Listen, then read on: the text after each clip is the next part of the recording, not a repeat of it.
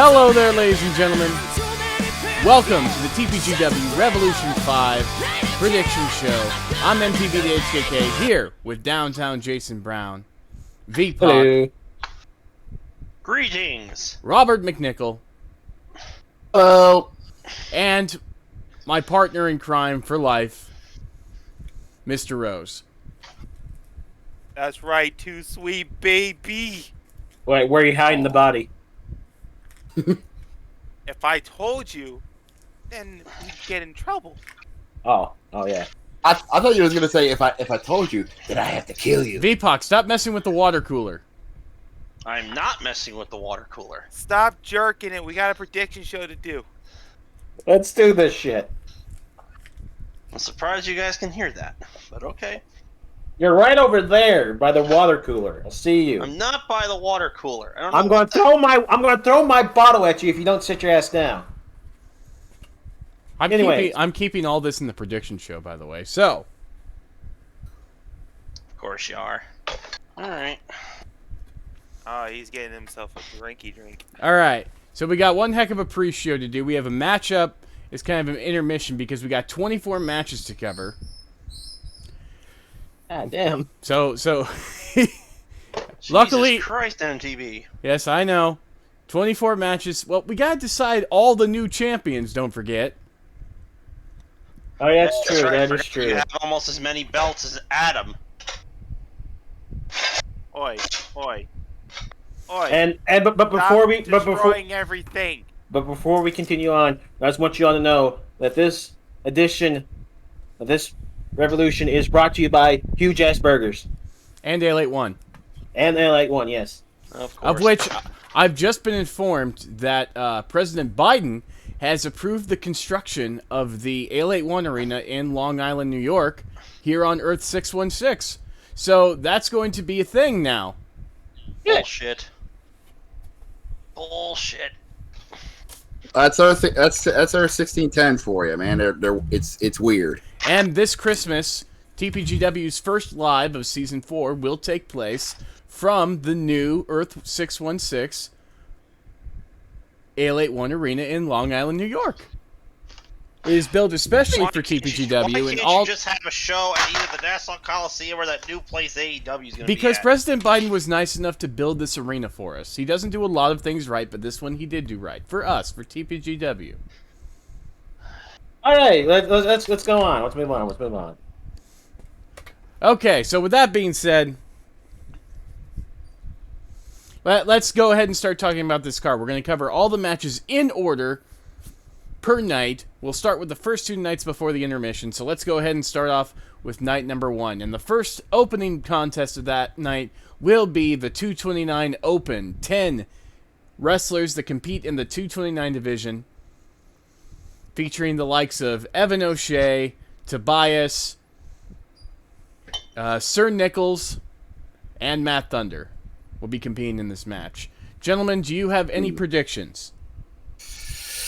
Oh. Everybody in that match, is it? The fuck? Ah. What was that? Well, this is what happens when V-Pac messes with the water cooler. When you let an Italian do fucking a prediction show. Holy shit. Okay, that ain't all the participants, is it? No, it's not. We don't know all the participants. A lot of these are going to be new signees. If I had to give a prediction, though, I would say Sir Nichols. I have to. I'm gonna go with. The Butler Gravity Forgot. Yeah, I'm gonna have to agree with Jason. I'm gonna go with Sir Nichols as well. As much as I want to go up with Matt Thunder, unfortunately, he's still new in the TPGW world, so he's not ready yet to be a champion. But I'm gonna go with the safe bet. It's Sir Nichols. All right, V-Pac, who do you got? I'll probably go with the person that I know Mr. Rose is gonna pick, and that's somebody who I'm a little bit familiar with, Tobias. Yeah, I'm gonna go with Tobias as well. I feel like it feels too close to it being his year. Mm-hmm. And while not just in TPGW, but in everywhere he's in. Well, I do agree with that. There's one thing that this recent Fury has taught us is that there are going to be wildcard situations in this. One particular being the Smoke, unfortunately. So my pick will be Evan O'Shea. I think the Smoke will take him all the way to the belt. Unfortunately. Why is that idiot back? I don't know. Evan O'Shea hired him. I always knew that guy was an idiot.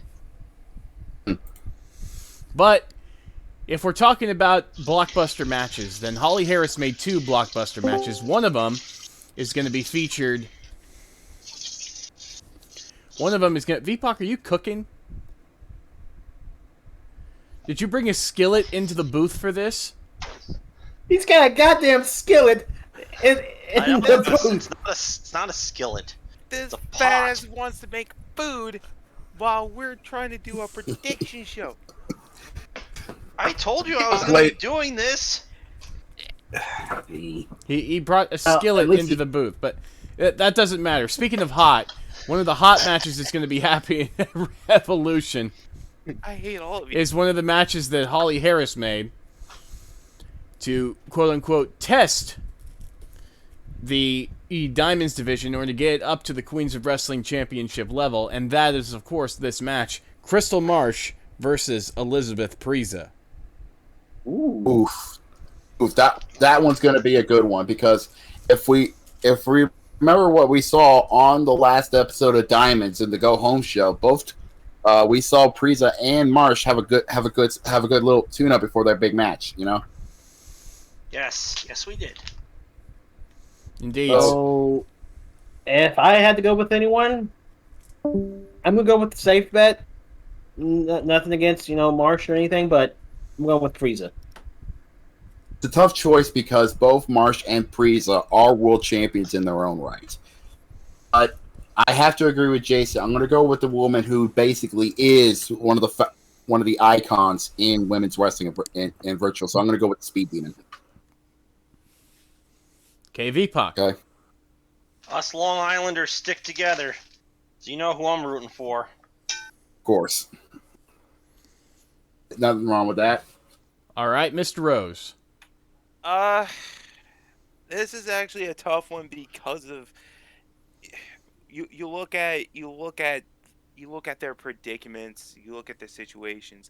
Both are just trying to get that sense of redemption in their careers in a way. Crystal March has been on fire, but she's also had her lows. Elizabeth Preza, need I say more? It's a very tough call to make because both these women have so much to gain and a lot to lose when you really think about it, and nothing's on the line. True.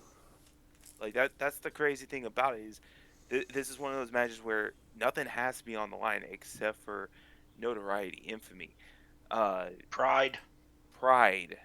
It's every emotional thing is on the line, and it rides on how well these two do. Who wins, who loses. And you can really make a case for both these women because of that fact alone. So if I had to pick, I have to side with V-Pac again. I gotta go with Crystal Marsh. I feel like she is the one of the two. She's the one that would gain the most to win this match. And I think she knows this, and that's why she's going to put in more fight. Because Friza's been at the top. Frieza knows what it's like. She knows the caliber. She knows that her name is always going to be on lists. Whereas Crystal Marsh is hungry. And I feel like that's a scary Crystal Marsh. Agreed. I'm gonna say this: absolutely. that match is going to be possibly the show stealer for night one. Okay, because those two women have that drive to get back to the mountaintop. So expect that match to be one of the forefronts for match of the night. Absolutely. And as far as my prediction goes, I'm going to be going with the Speed Demon on this one. I just have a feeling that Preza, while she has certainly been floundering at the top and not really pushing towards it, I have a feeling that she knows a victory against Crystal would get her back in that talk. So, I feel like Crystal will get there someday. I just don't think Rev 5 is going to be it. It's one of those not yet, but you're getting there moments, you know? Indeed. Yeah, Well, I understand that. we have another women's match in our card, and it's a big one, a triple threat match for the Genesis Championship. Ooh. Yes, of course. We have Samantha Hart, we have Alicia Schultz, and we have Allison Simone. This has been brewing ever since the Vixens debuted in TPGW, of course, ambushing ambushing the tag team division, ambushing Samantha Hart, Sakura Haruno. And eventually, Allison Simone showed up and brought a little bit of order in the form of a kendo stick to Alicia's face. Samantha Hart wants a shot at the belt. Holly made the match official.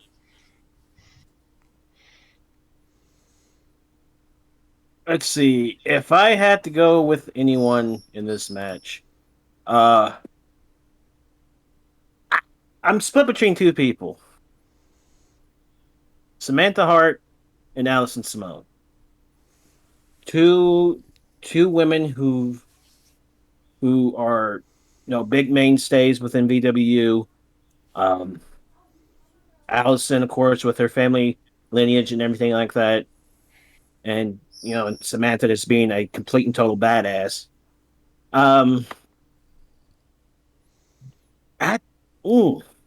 It's hard. I want to say, what? I'm gonna go with Samantha Hart. I'm gonna go with Samantha. The only reason why is because of other things that might be on the mind of Allison, going into this match because of everything her brother Troy has been doing to her boyfriend. Yeah, I have to agree. I have to agree with Jason. Allison, as much as I want Allison to walk out of Lexington with the Genesis title, I kind of doubt it because unfortunately she's dealing with a lot of things with her family, more specifically her brother Troy and her boyfriend Jeremy. But yes, I'm not going to say that Samantha Hart is going to be the new Genesis champion. I know she wants to, but you got to admit that the Vixens of Carnage, ever since showing up on TPGW, has been hot as of late. And I'm going to say that Tia Schultz, despite everything that's been going on with her, she's going to be leaving Lexington. Alicia, I apologize. Alicia, despite everything that's been going on with her, she's going to be leaving Lexington as the new Genesis champion. Or none. The only reason why I'm not going with Alicia is the experience factor in comparison to the other women in this match. She has the least amount. And also the fact when it comes to titles and into the Schultzes, it's really, I won't say 50-50. I would say like 30-70 with them.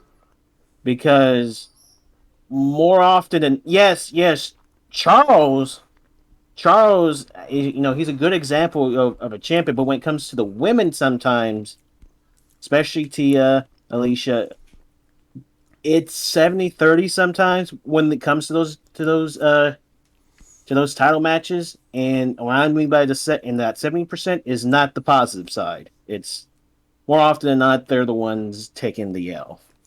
All right, V, who do you got? Me? I'm gonna have to go with the Schultz. They got something to prove. And I think they're gonna prove it at Revolution. So there you go. That's my pick. All right, Mr. Rose, who do you got? I want to go with Samantha so badly. Just because she's that bitch. You look at her and she is that bitch. But given to counter Jason's point, yes, Allison's mindset might not be at its peak, but that's also a very dangerous Allison nonetheless. True. Because when her mind wanders, she's gonna do the more crazier stuff in that ring, and that screams trouble for anyone she's in with, whether it be one person, 2 people, 8 people. It don't matter. And on the flip, when you take a look at Alicia, she also has the Vixens in her back pocket. Mm-hmm. What's to stop them from coming in and wrecking house, giving Alicia the win? You know, there's a lot of factors. Crazy enough, I'm not leaning towards my girl. I'm more or less leaning towards either Allison or Alicia. And if I had to break it down, well, the numbers don't lie. They spell disaster for you at Sacrifice. I'm going with Alicia.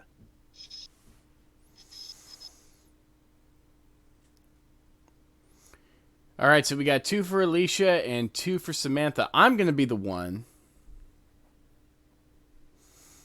that says Allison. Mm. Mostly because Allison wouldn't come back, wouldn't be raising hell, wouldn't be challenged. Because let's not forget, Allison Simone was the final person before TPGW ended before to hold the Genesis Championship. She beat Trish for it at Revolution 4. Ah. Regardless of anything, Allison wants to prove that she can win that title back, that she can be the 2-time Genesis champion, that she is the Genesis champion still. That's why she demanded Holly make this match.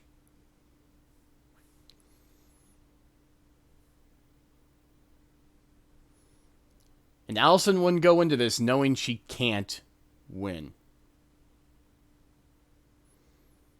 Allison will beat the odds, she'll beat the emotions, and she'll beat Samantha and Alicia.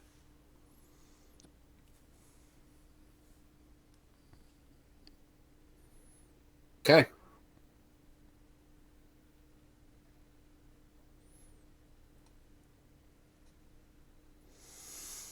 Now, we're moving on to our first singles men's match featuring a debut.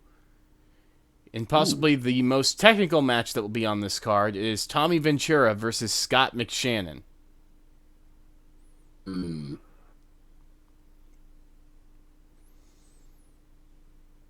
Jason, who do you got in this? So we have Scott McShannon versus Tommy Ventura, correct? Yes. King of the North. Both good, if not phenomenal technical wrestlers, but also 2 of the most crafty, underhanded wrestlers as well. Mm-hmm. And you forgot the most outspoken. Yeah, it's true. So if anything, these 2 are almost identical in a lot of ways. Two peas in a pod, in a sense. If anything, That's you know what would be a really scary thing? If one of these days these 2 settle their differences and they decide to team up. Oh, God. That tag team division would be in danger. Well, considering that Tommy Ventura was one half of the last people to hold the tag team titles, you may have a point there. But by the way, who was his partner back then? V-Pac. Do you remember? I have no comment on the matter. But if I had to go into this, Tommy, he knows most of the roster like the back of his hand. He studies the tapes. He knows everyone's weaknesses. He knows everyone's strengths. But with Scott being new, not new to this, to the virtual wrestling, but new to TPGW, Scott's going to do things that, he won't be prepared for. Mm. So just because of unfamiliarity, I'm going with Scott. It's going to be a close match, but I think Scott's going to do something to catch Tommy off guard. It's going to be one of those last-second moment things. I have to agree because Scott, I've seen Scott's work, and he is truly one of the best technicians in the game, and he's also one of the best most underhanded ones. I don't know much about Tommy Ventura since I started being a part of TPGW this season. So I'm going to have to go with Scott McShannon on this one. I have to agree with Jason. Scott's going to pull a trick out of his hat and catch Tommy off guard and get the win. All right, V, who do you have? I think you know who I'm going for. Oh, you're going for Ventura. Okay, then. No, I'm not going for Ventura, you dipshit. I'm going with Scott McShannon. Well, we apparently lost Mr. Rose, so I'm going to be the odd man out and say Tommy Ventura, and let me explain why. Scott's a tremendous talent. Absolutely one of a kind. But he's stepping into the ring with someone who not only has done Scott's game for about the same amount of time, but has done it in a way that has allowed him to capture world championship gold. One could argue this is a challenge for Scott because this is an opponent that does Scott better than Scott does. That's saying something. And Ventura is ready. Ever since Scott started with the whole hacking gimmick to torment Ventura during his time injured, Tommy has been itching to get his hands on Scott. And if the King of the North isn't careful, he's going to meet one of the first people ever, if not the first ever, to make him tap out. Tommy Ventura has tapped out legends, he has tapped out champions, he has tapped out monsters. This is a chance for Scott to step his game up, but Ventura will be ready and he will be 110% ready to go. And I can tell you right now that if Ventura does wind up topping out Scott McShannon, V-Pac will hear about it.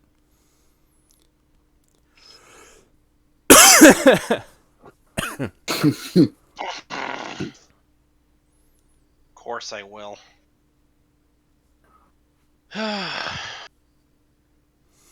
But we go from a technical match to possibly one of the most brutal matches on the card. And with that, people have been asking, what are the rules for this? And let me explain. The Fatal 4-Way 3 Stages of Hell Elimination match for the Hardcore Championship. Oh, boy. It is Charles Schultz, El Navino, Tommaso Ciampa, and Venom. Now, let me explain the rules for this. The matchup will start off as a Fatal 4-Way Extreme Rules match. Anything goes. First person to get pinned is eliminated. After that, the match becomes a tables match. A triple threat tables match. First person to go through a table loses. Now, mind you, these stipulations were decided upon by Fury General Manager Hit Kid Worldwide. Figured. The final two, and I hope you guys are sitting down, will compete in the deciding victory will end when one person is thrown off the top of a Hell in a Cell. Because the final stipulation is free fall Hell in a Cell. Oh, dear God. Oh, my God. How long has it been since there's been a free fall? Lightning and Akira Yukamura is the last one I remember. The first time I ever heard of this stipulation, honestly. And that's shocking coming from Hickett, considering, what happened at Dawn of Chaos. Yeah.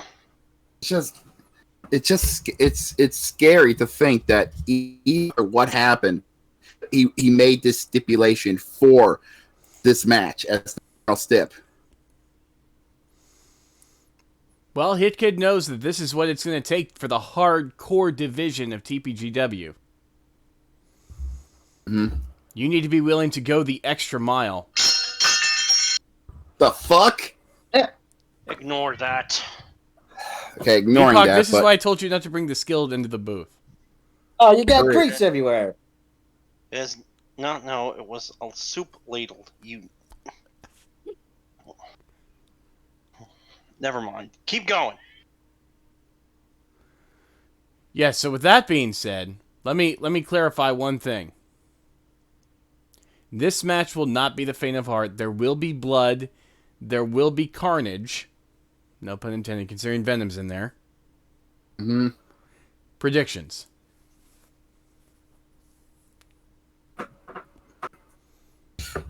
Oh, and you got in this match. It's just violence untold on this one. You got 3 men I know just doing the absolute worst to the human body, not only on themselves but to their opponents. And you got the wild card in El Noveno, because I have rarely have ever seen him do anything hardcore in his life, and so I'm going to put him out because I doubt he can ever survive in this type of matchup.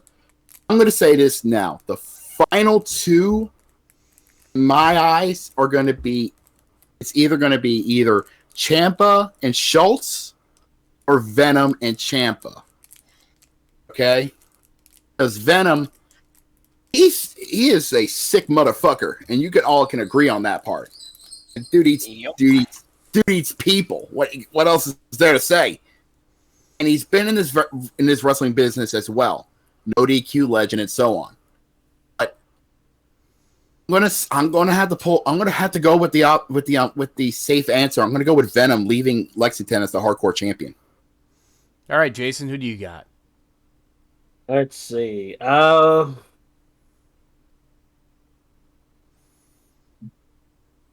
Considering all who's in this match, one person sticks out mostly because what he's been through. I'm going with Charles. I gotta agree with Jason on that one. I wanted to go with Charles because of the of what he's been through and what he's done as still the Hell's Gambit champion, but I'm gonna have to go with Venom on this one because Venom, he can be just as brutal as Charles, but even more, you know what I mean. Yeah. And while I would agree with all 3 of you, I'm going to be the odd man out and go with Navino on this. Really? And here's why. Navino knows TPGW. He knows these people. He's been in the ring with Ciampa, and he's been in the ring with Charles. He's already beaten Ciampa. He failed against Charles, and going up against Venom, it's going to be hard, but it's not impossible. True. Venom has been beaten before, so the reason Navino was by far the most successful 229 champion TPGW ever had. There's a reason for that. That's because when it comes to competition, Navino has the ability to do what nobody else in the hardcore division can. And that is simply the fact that Navino has the ability to study his opponents mid-match, figure out their insides, figure out their outsides, figure out their weaknesses, figure out their strengths, figure out how to implement that to his advantage. That's how he held the 229 title for so long and defended it the most out of anybody. That's how he won it back from Evan O'Shea originally.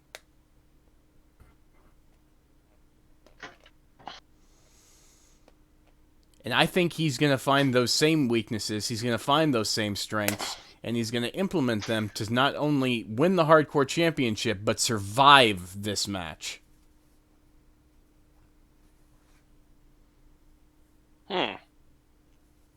This is going to be one man. A lot of the guys, a lot of the fans are going to be like, God smacked and just, yeah. This is going to be one of those matches where we're going to have a lot of decisive arguments. But once we find out what happens at the pay-per-view, we'll find out, you know? Oh, yeah. So with that being said, we move on to our Night 1 main event. All right. A one-on-one match for the Triple Crown Championship. Patrick Wolf versus Jamal Bedlam. I'm sorry, Patrick, but unfortunately, I'm going with the Savage. Jamal Bedlam is notorious for just bringing out big time Jamal whenever there's a title on the line. Yeah. I mean, there's a reason why we called him. And this has nothing to do with, obvious things. But yeah, I'm going with Jamal too, simply because it's Jamal. Yeah, there's a reason why we called him Bedlam 8 belts for a reason. Jason? You know what? As good and as dangerous and as fucking, great Jamal is, we'll go with Patrick on this one. Really? Because look, Jamal, for him, at the end of the day, this is just another day in the office. For Patrick, though, this could be a career-defining moment right here. And I think he's going to... I'm not saying Jamal ain't going to take this match seriously, but I think Jamal's going to give 100%, but I think Patrick Wolf is going to give 101%.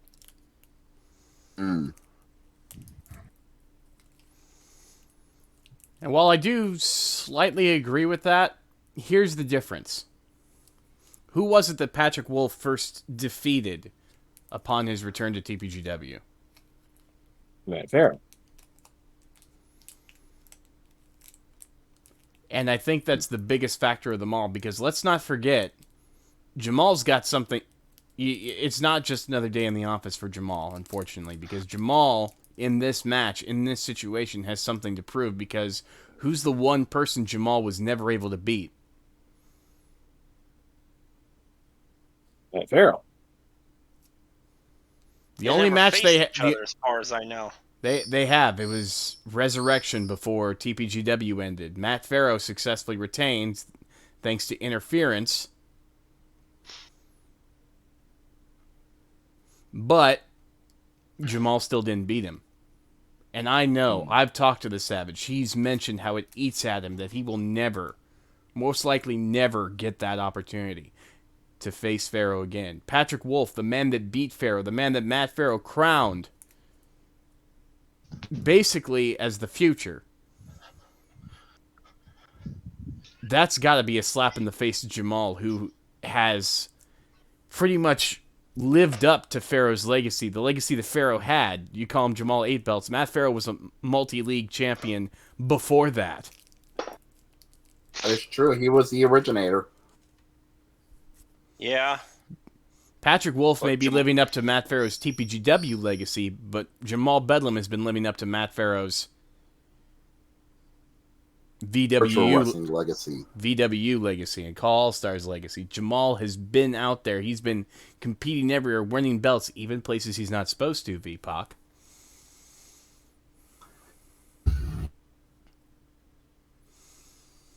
I'm going to ignore that. So with that being said,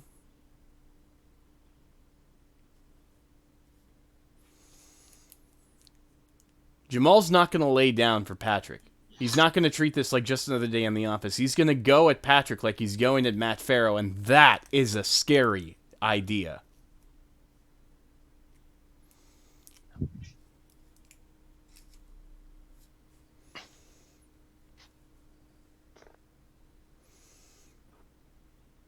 So with that being said, that concludes night 1. Now we're on night 2. And I already know what V-Pac's going to say at this first match, because it's a match that's been building up ever since this man took out this other man in the World Championship Tournament.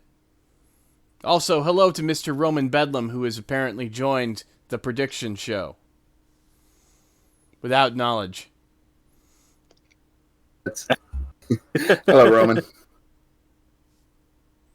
That's If we can get his microphone hooked up. I think he came in here by accident. I think he did. Yeah. He can't.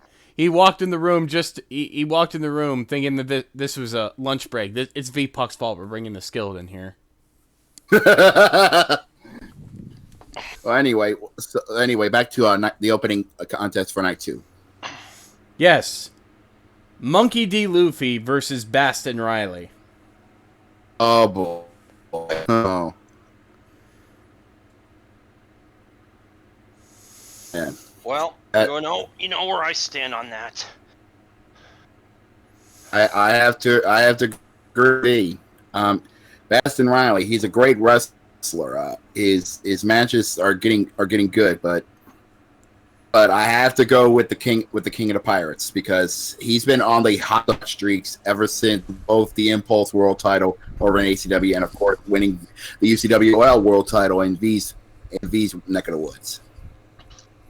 MTV, I've been hearing rumors about something. Yes, go ahead. Hasn't Bastin Riley recently trademarked something? Yes, he did some weird thing. He's going around with some weird new T-shirt that says "Bastard Inc." on it. I don't know why. Bastard Inc. Bastard Inc. So okay, that's a new one. We'll probably hear something about that, but in the it'll be interesting to see what comes of that. But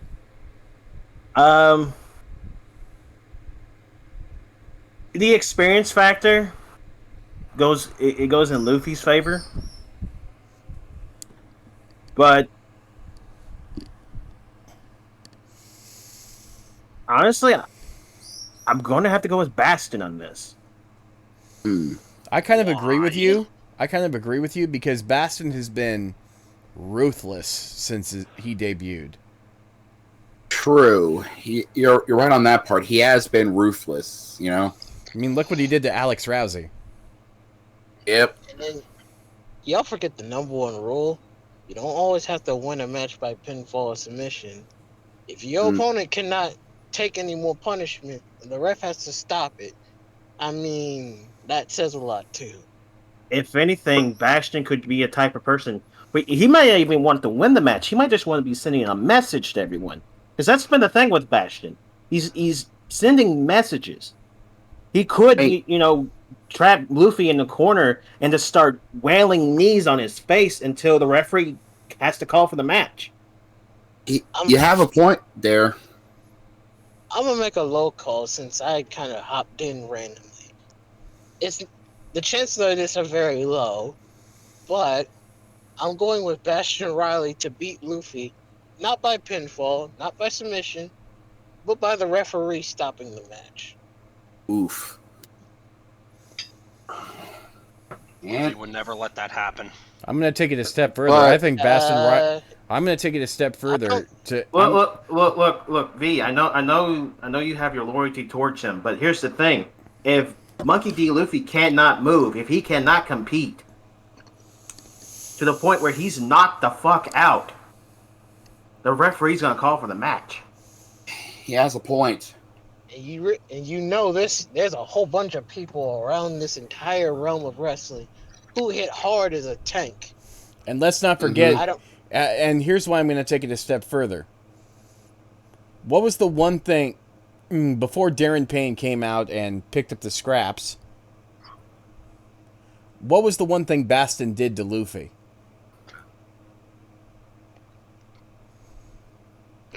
He made Monkey D. Luffy, the future king of the pirates, tap out.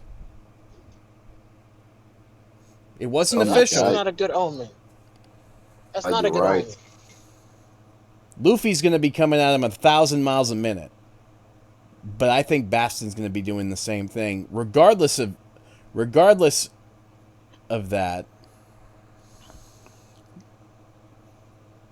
I think Bastin's going to do it again. I love Luffy to death, but it'll be certainly interesting to see. And on that subject, we're moving on to our next match. The Diamonds Tag Team Championships will be decided as it is the Vixens of Carnage, Tia and Mikasa Schultz versus Sakura Haruno and Ino Yamanaka. Oh God. You got the Schultzening and then Sakura and Ino. Yeah. You got a functional Schultz family and dysfunction as the tag team. Oh God.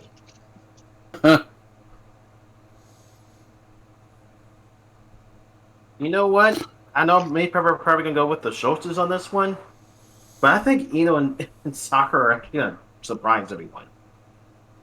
I have to agree. As much as how the Vixens of Carnage are back in a cohesive unit after all the hell they've been through as a family, I have to agree with Jason. The Sakura and Ino is going to pull a surprise out of everybody and retain the tag team titles or capture them. I don't know.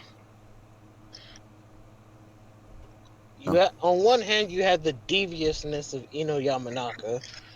Mm-hmm. On the other hand, you had the strength of Sakura Haruno, who is ridiculously. To say that she's broken as a female competitor can possibly be in terms of strength is a little understated. Plus, you have to remember that Tia hasn't exactly had a focused mind as of late. Yeah. No, she hasn't. And if Tia's unfocused against Ino and Sakura, good luck, Mikasa. You gotta try to carry that team, and that's a tough challenge for anybody to do. Mikasa hasn't had a successful singles or tag victory since debuting in TPGW. She's had successful singles victories beforehand, just not in TPGW. V-Pac, did you light a bong? No. Are you T? Alright, fine. If you must know, I made wonton soup, okay? How'd you make wonton soup in a skillet? It wasn't a fucking skillet, it was a pot! Well, more importantly, V-Pac, who is your prediction for this match? I'm going with the Schultz. The Schultzening. Is that what we're calling them? The Schultzening? The Vixens, V. The Vixens of Carnage. I only called them that just to troll. Well, it's still a cool name. So yeah, the Vixens are gonna win. I gotta go with. I've never smoked a bong, so there.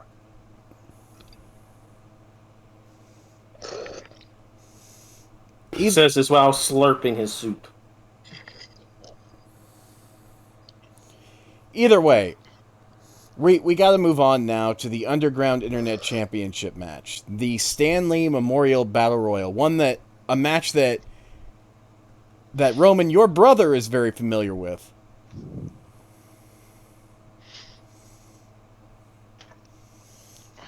Now, in this match, there will be 8 competitors. Elimination occurs via pinfall or submission. There are no disqualifications. There are no countouts, and falls count anywhere. Okay. The competitors in this match are as follows. The competitors. Now instead of slurping, I'm slurring my words.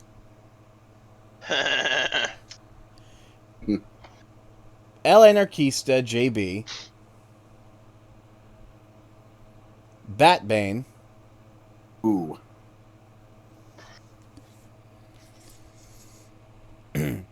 EC3. Alex Rousey, who will be making his return from injury. That's good. JP D'Angelo. Dave Cassidy.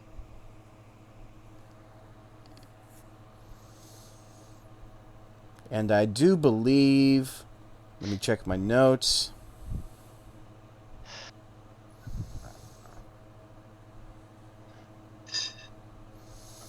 1 second. Sorry, notes are kind of jumbled right here.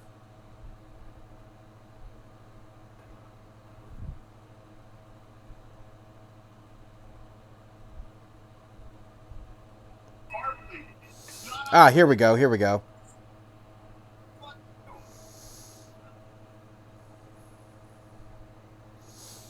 And Louis Marino and one surprise entrant.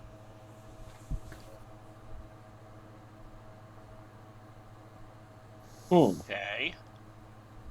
A lot of good Do we choices. have any hints as to who this mystery entrant is? Or? We do not.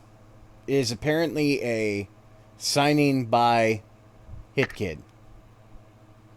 Oh, that means it. Oh, Although he did say it would be, although Jack Sparrow. he did say it'd be a pleasant surprise to me. So I'm actually quite intrigued by that.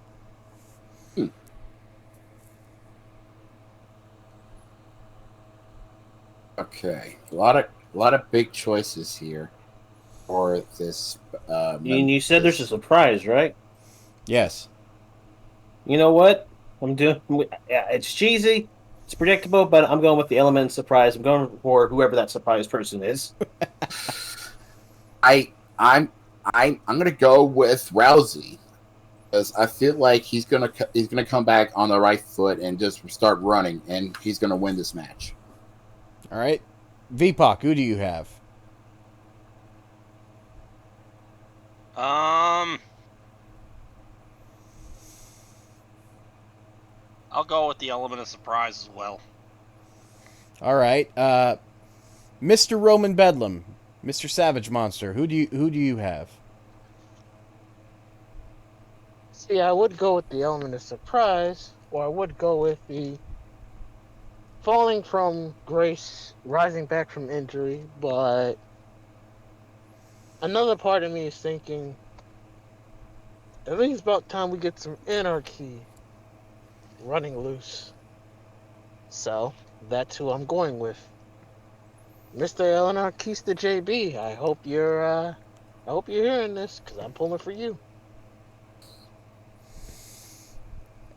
And while I do appreciate that, there is someone who I know that has been kind of floundering under the radar in TPGW recently that I think is going to surprise everyone.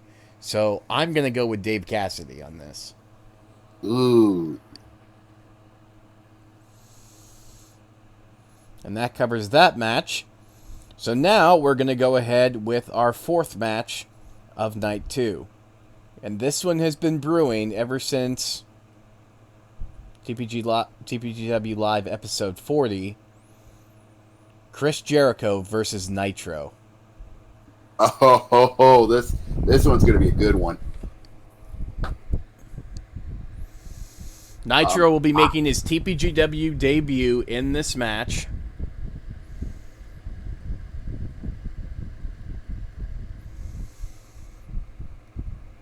Jason, who do you got? So we have Nitro taking on El Champion. Yes. Champion. Le Champion. Le Champion. If I had to go with anyone in this match, I'm going with Nitro.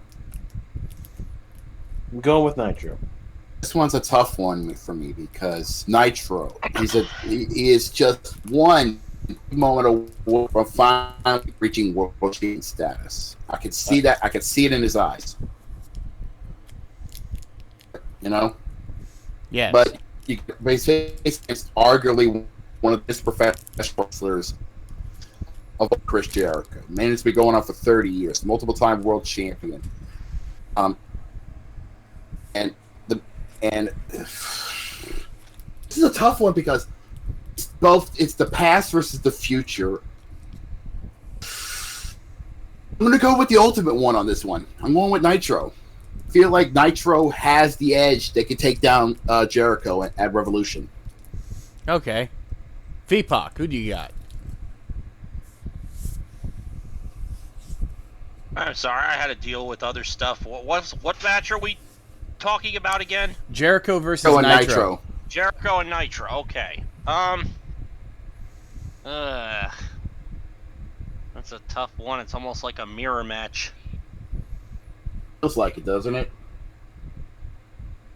This is Nitro's debut, you said? Yep. Yes. Nitro's gonna have a lot to prove. I've been in the ring with the guy. I'm gonna go with him. Okay. Mr. Savage Monster, your opinion. See, part of me wants to give Jericho the pick only because part of me has the feeling Nitro is going to be the overwhelming favorite. And I mean, to be fair to Nitro, Nitro was a world champion, but we ain't gonna talk about that time period because, yeah. You know what? It's time for Jericho to experience ultimate glory. So we got 4 for Nitro. And as much as I want to be the odd man out, I have to agree with all of you. I have a... Jericho's track record in TPGW hasn't been that great as of late. Nitro's got the full advantage. He's got the youth on his side. He's got the mind games. And he's got the complete advantage as far as a fresh talent can go in TPGW. So I say it's a clean sweep, Nitro all the way. Which brings us to match number 5. The Intercontinental title will be on the line. The suplex scientist Tia Benson takes on Ivy Embers.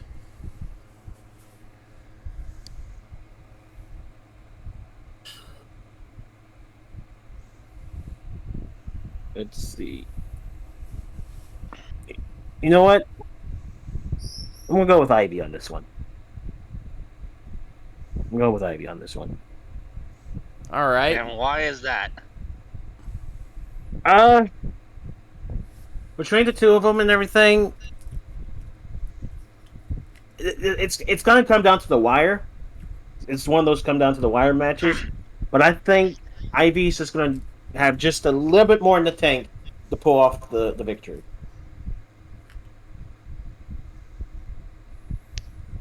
All right. Okay. Robert. Oof, this one, just like the last one's gonna be a tough one.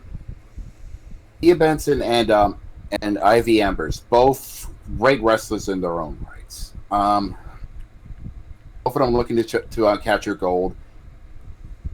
I'm gonna go the Phoenix on this one. I think Ivy Embers is gonna rise from the ashes, no pun intended, and capture the Intercontinental title.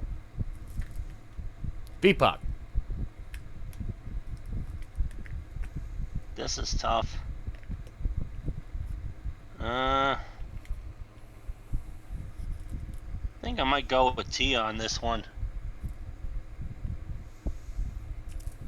All right. Mr. Roman Bedlam, do you have an opinion on this one? Suplex City, bitch. Tia Benson, okay. And I would have gone with Tia if it wasn't for the fact that Ivy really put her name on the map recently by winning New Dawn's Kimura Cup. Ivy's on a hot streak right now. Heck, she was one win away. If she had beaten Toni Storm, she'd be going for the Diamonds World title right now and not the Intercontinental Championship. Correct. And I don't think she's losing here.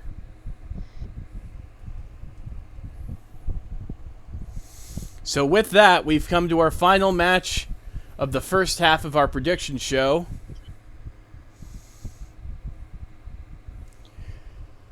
And it's a doozy. The main event of Night 2. And I feel kind of partial about this one. Mainly due to the implications of how it came to be. With his career on the line, Rex Titus will go one-on-one with the determination machine, Malik Brown.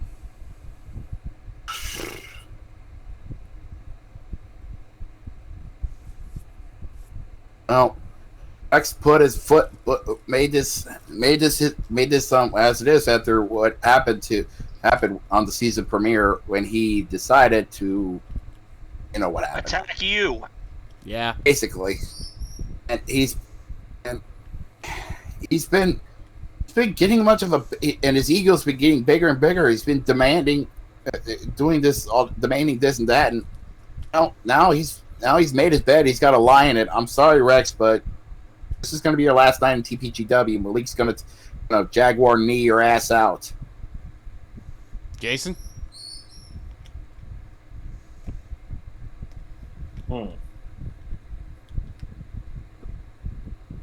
Now, Rex is a bastard for what he did to you. He's an absolute bastard. He's a piece of shit. Oh, yeah. But the thing is, and as crafty and as intelligent as Malik is, his career is on the line in this match.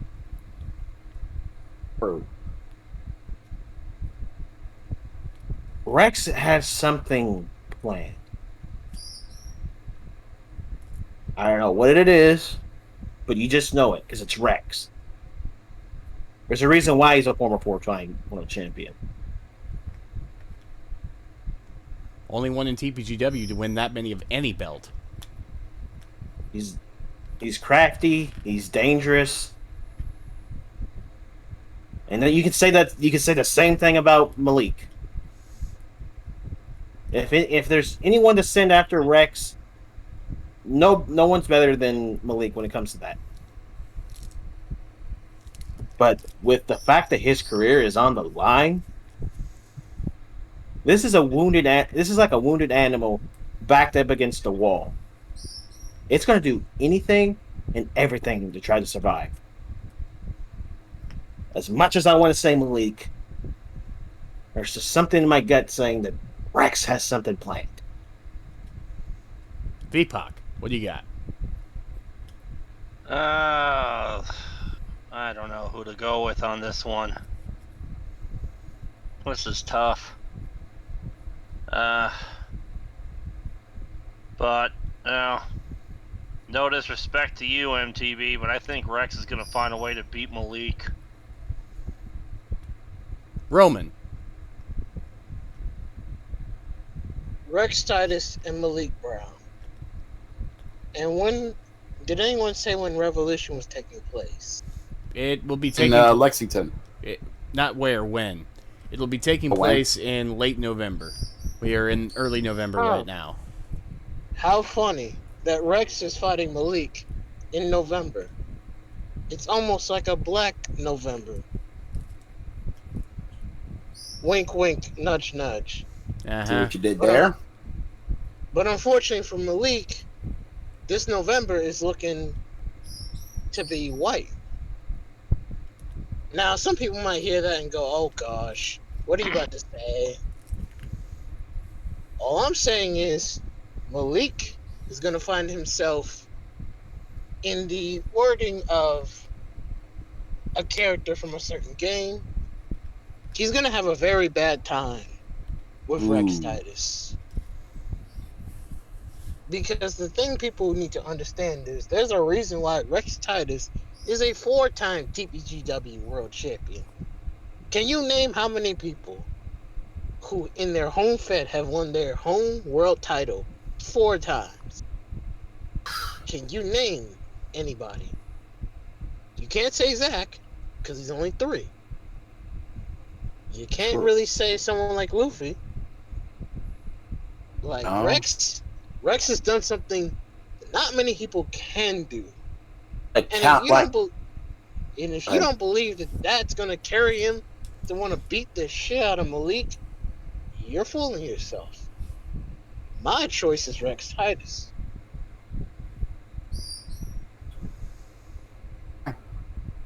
Yeah.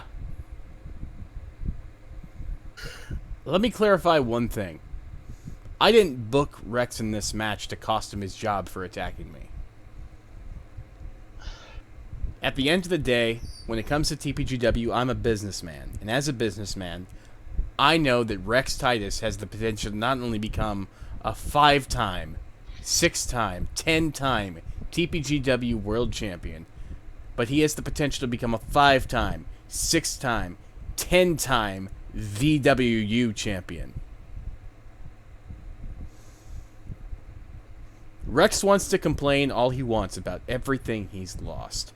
Everything he has. Everything I've cost him by letting TPGW end at this point or another. But he could have gone to CCL. He could have gone to DCA. Hell, he could have gone to AWF, given Sean Walsh a call. He would have been happy to have a 4-time world champion in his league. At the end of the day, Rex knows that what he wants is what I want. We just have different ways of going about it, and that is for TPGW to succeed.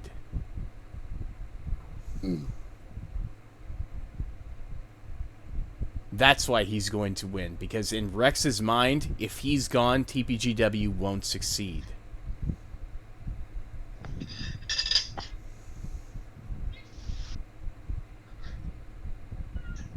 And despite my bias, despite me thinking the world of Malik, I put Rex in this match to test him. So we're going to have to see if he passes. See. Okay. And with that, we have come to the end of our first half of the prediction show. Oh, we're going to take it over now to Karo Draken in the arena for our tag team match at Silver and Black versus Satan's Ballroom. Don't go anywhere, folks. We'll be back.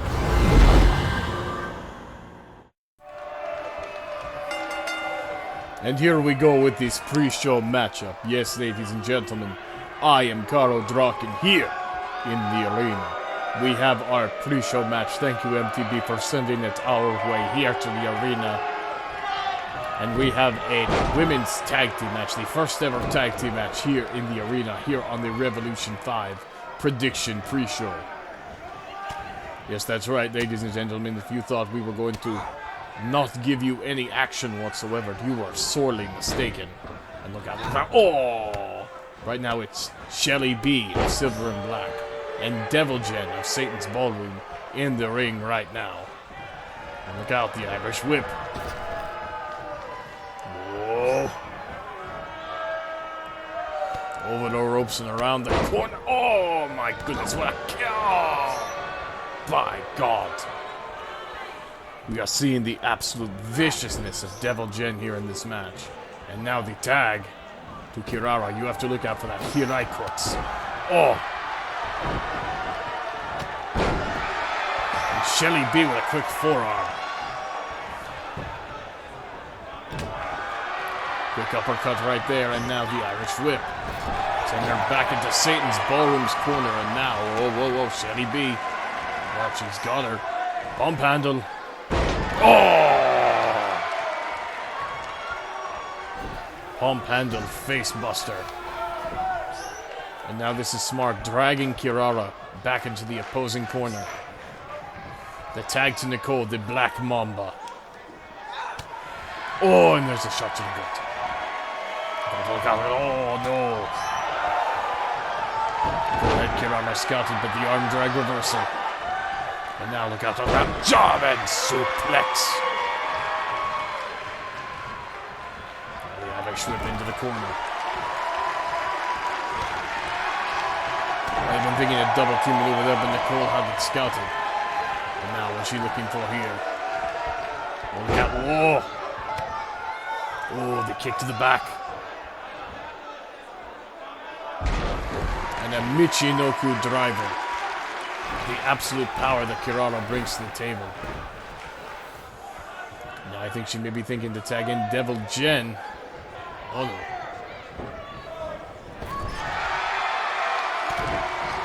No, and again Nicole had Scott, hitting both of them at the same time. The tag to Shelly B. Look out. He's got it in the fireman's. Oh! Assisted gut buster. This is not looking good for Satan's Ballroom. The number of battles these two teams have had over the years. The Irish whip. And there is the tag to Devil Jin. Now off the Irish whip. Oh! Double back body drop. Satan's Ballroom want to be future Diamonds Tag Team Champions. Same could be said for Silver and Black, and now. Oh! Massive forearm reversal. Snap suplex from Shelly B into the cover. One. No, only a kick out. I think she may be thinking some. Oh, tagging in Nicole. But Devil Jin had it scared this time. Oh! Oh, quick reversal right there, and oh, backslide driver. Now you see. Nicole, look out. Bulldog! Oh!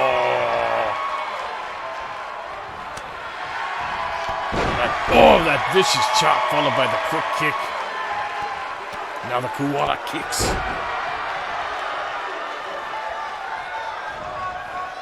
The Irish whip. Into the corner. Oh my goodness, with forearm. I think she may be rocking for the rocket kick. Oh no. Reversed. Into a splash by Nicole. Like I said, these two teams know each other so well. They have battled all over the independent scene. They have battled all over TPGW. And now they're battling each other here on the Revolution pre-show. And now, here comes the Black Mamba. This is not the position Devil Jin wanted to be in. Even the crowd feels bad for her. Wait. Devil Jin fighting her way out of the Black Mamba.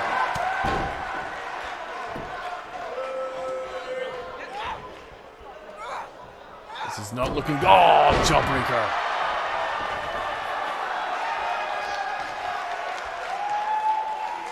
Nicole on the outside. This is not looking good. Oh, reversal. Nicole falls down to the floor. Referee up to a 1 count. Nicole, the kick to the gut. Oh no. Wait. Oh! Fall off reverse DDT, Christian style. AKA flashback, I believe. Either way, the referee is up to a 5 count. Oh, just raking the eyes of Devil Jin. And back into the ring she goes. Breaking the count at 7, and now. Wait, Devil Jin. She had it. Oh, no. The kick to the. Oh, no, DDT. Just when it looked like Satan's Ballroom was going to get the upper hand. Let's also not forget that on the debut Diamonds for this season, that Silver and Black did defeat Satan's Ballroom in tag team action before the Vixens debuted. That's neither here nor there. And now Fireman's Carry, what's she looking to do here? Oh, rolling Fireman's Carry. Nicole telling her how it is. Wait. And Skeleton now into this straight shooter. Oh, no. She got caught up in the ropes. Referee called for the break. The Irish whip into the corner. And the tag to Kirara. Oh my goodness, this is not good. Oh no!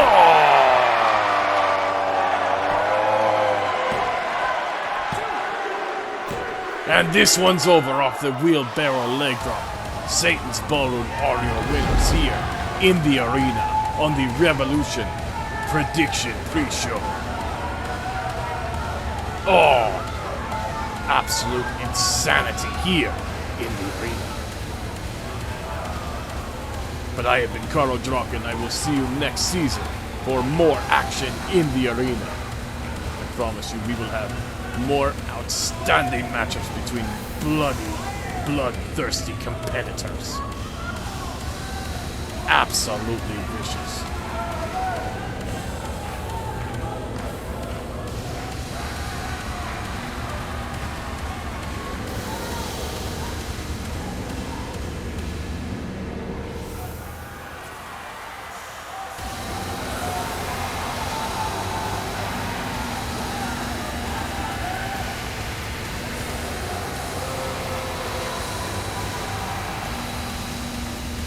Alright, folks, we are back with the Revolution 5 prediction show. What a match that was.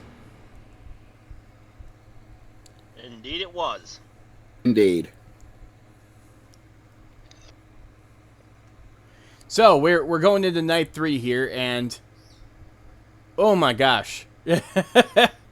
What a match to kick it off. A brand new championship. Hopefully the last championship TPGW ever comes up with.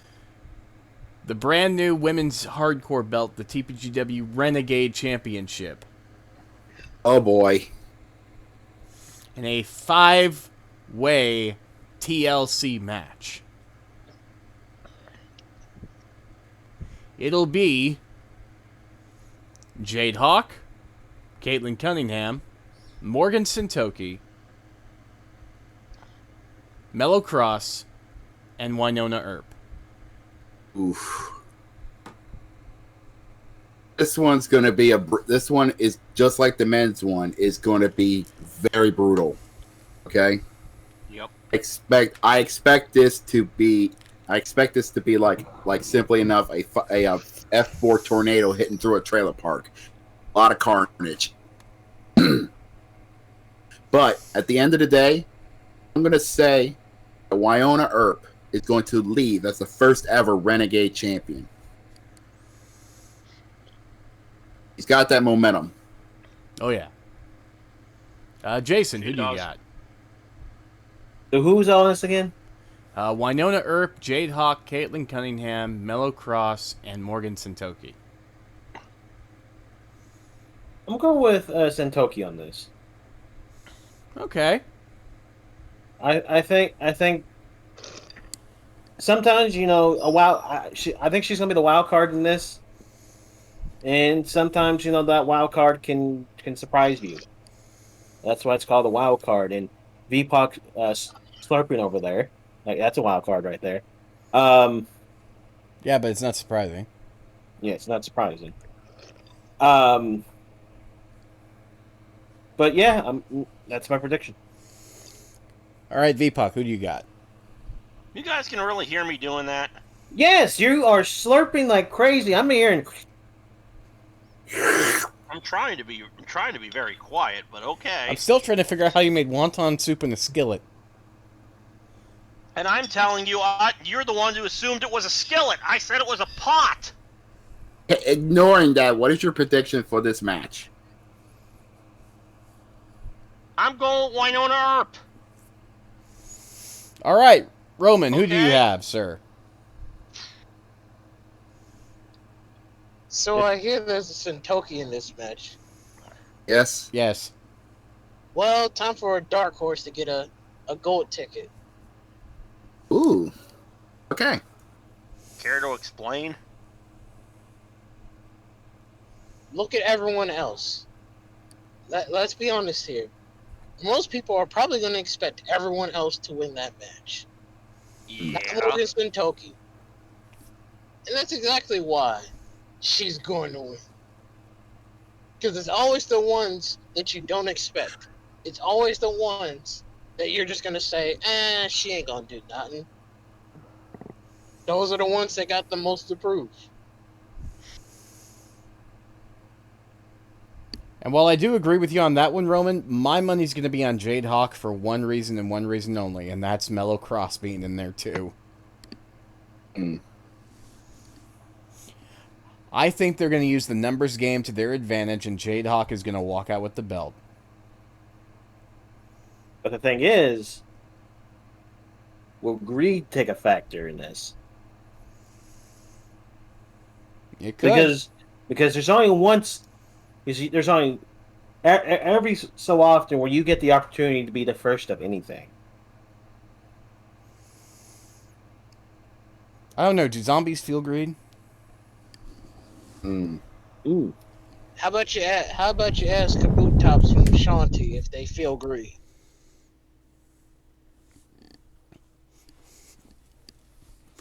Well, the next match, is definitely interesting.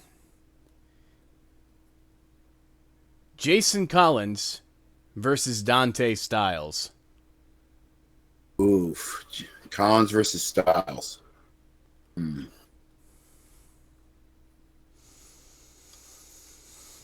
Now, I'll go with Dante. Dante, again, he proved a lot recently when he defeated Malik in the Battle of the Brothers. Mhm. But, again, it seems like even when he proves that, at least for that night, he was the better brother, he's been kind of lost again. It seems like that happens to him and to a lot of people recently, where they'll have these big moments and then somehow they get lost. This True. right here, I think Dante, he's getting sick and tired of doing that, and I think not only is he gonna win, but he's gonna make a statement with this win. Hmm. Excuse me. I'm gonna have to agree. This is a statement win for Dante Styles. All right, V, who do you got? And don't belch out your answer. Let's see. And I swear to God, if you make a Leo Rush joke, I will fucking throw your goddamn suit out the window. So let's see. Andrew Scott. Jason Collins or Dante Swerve Styles. I will bring you in the head with a steel chair. Hey, you said a Leo Rush joke. You didn't say anything about Isaiah Scott. Hey, Jason said it. Jason said, "Don't make a Leo Rush joke." I just said, "I'm gonna bring you in the head with a chair." You make your choice before I consider doing it. All right. I mean, this So man it's took either- This man took a skillet in here to make soup, so you can't expect him to be For professional. fuck's sake, a pot. Do you know the difference between a pot and a skillet? Hey, No your wonder choice you before- suck at cooking. Your choice before we. All right, I've got Jason Collins there. Jason Collins, he's going to hit him with all 655 variations of his DDT and then spear him for the win. Doesn't he say he knows 1,004? You do that! All right, Roman, who do you got? Anywho, with all that cluckery out the way, see, part of me would like to go with Jason because, he likes to drop people on their head. All right. The problem with that is you have a very, very determined younger brother of spiteful determination looking to escape his shadow through any means he possibly can. And when you're in the shadow of someone who's a successful brother, sometimes that will get to you. And Dante looks to prove that wrong by any means he possibly can. So, my choice will be Dante Styles.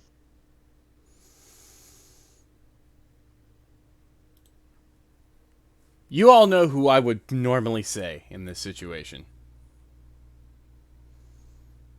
You all know how much of a Dante Styles mark I am. With that being said, you're going to go with the DD tie. I'm going with Collins because of the same reason Jason said about Dante. Collins has been trying to get up to the level Dante's currently at for years, but for some reason he keeps kind of floundering near the bottom. At Revolution 4, Collins proved that he could hang with bigger dudes when he successfully defended the hardcore title against Thunderlord Mashney.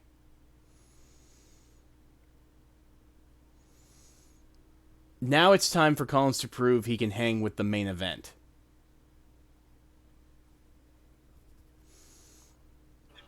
I think Dante will be his first stepping stone in that. But then we have our official Fatal 4-Way Tag Team Tornado Elimination match for the TPGW Tag Team Championships. Oh boy. It is, apparently from what I'm reading, if I'm reading this correctly, it is True Greatness members Gregory O'Gallagher and Mark Fredericks. It is Daniel Stone and Alex Blood. It is apparently the team of Midoriya Dekuizuku and Ray Blitz. That's the most random team ever. And those goddamn riots. Jesus Christ. Fucking riots. Well, we can call this bias because considering they're also my current tag team champions. Mm-hmm. But also just think about this. The Riots have probably been one of the most dominating tag teams since debuting. They've been in UWO, VW for nearly 2 years now. They have not lost a single tag team match. They are pure domination when it comes to tag team wrestling. Mm-hmm. And also, remember this. These two are also military men turned mercenaries. Oh, yeah. These guys are fucking ruthless. Oh, yeah. I'm going with those goddamn Riots. I agree. Those fucking riots. I predict the riots are going to leave bodies everywhere, and they are going to be leaving to the new TPGW World Tag Team Champions and add TPGW to their list, of conquered leagues. Just it's a formality, basically. V-Pac, who do you got? Oh, call me biased as well. I'm gonna have to go with True Greatness. Okay. Roman. See, under most normal circumstances, it's safe to say the Riots, right? But here's my issue with that. There's no pinfall involved. Oh no, there's pinfall. There's pinfall involved. It's just multiple pinfalls. Oh, well then, if that... Okay, let me correct myself here. I would go with the Riots, but everyone's kind of expecting that. So, I'm going to be the wild card in the room, and I'm going to go with the team that no one's probably going to go for. Ray Blitz and Deku. Because it's one thing to be dominant, but it's one thing to be completely random, and no one can predict randomness, not even two dudes from the military. This is except this is TPGW's equivalent of Mark Henry and Evan Bourne, though. Maybe, but again, you never know. You can't predict anything. This is wrestling. You cannot predict anything just on what you see. Sometimes people will catch you off guard. Indeed. True. But in a tag team turmoil, it helps that Ray Blitz is the heaviest dude. Yeah. That helps upset. Let me point out one thing other than that, though. In a tag team turmoil match, it's not just about how well you work with your partner, it's how well you can defend yourself on your own. And nobody in TPGW has been able to stand on their own like the all-American outlaw Daniel freaking Stone. And nobody knows Daniel Stone better than his protege, the Hunter, Alex Blood. If anybody can survive a match-like situation like this, what happens in regular tag team matches after that is another story. But in this type of situation, where anything goes, and once someone's partner is pinned, they're on their own, it's gotta go to the former TPGW World Champion and the former TPGW Hardcore Champion in Daniel Stone and Alex Blood, in my opinion.